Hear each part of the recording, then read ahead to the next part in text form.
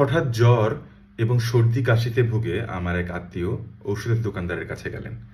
তো ঔষধের দোকানদার তাকে দুটো ওষুধ দিয়ে বললেন যে এই ওষুধটা এখনই খেয়ে ফেলেন, তাহলেই দেখবেন অনেক ভালো বোধ করছেন, কোনো সমস্যাই থাকবে না। তো কোনো একটা বিষয় ভেবে সেই আত্মীয় কিন্তু আমাকে আবার ফোন দিয়ে নিশ্চিত হওয়ার জন্য একটু চেষ্টা করলেন।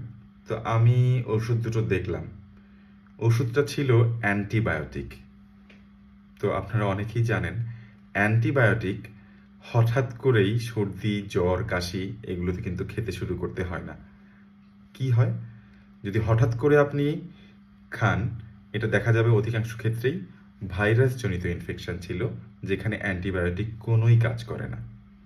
তাই এরকম হঠাৎ করে ঔষধের দোকানদারের কথা শুনে অ্যান্টিবায়োটিক খেয়ে বিপদ ডেকে আনবেন না। কারণ অ্যান্টিবায়োটিক রেজিস্ট্যান্স এখন অনেক বড় একটা সমস্যা, যেটা এরকম হঠাৎ করে যে কোনো ইনফেকশনে যদি আপনি অ্যান্টিবায়োটিক খান, তাহলে কিন্তু এই সমস্যাটা হতে পারে। সচেতন থাকুন, সুস্থ থাকুন।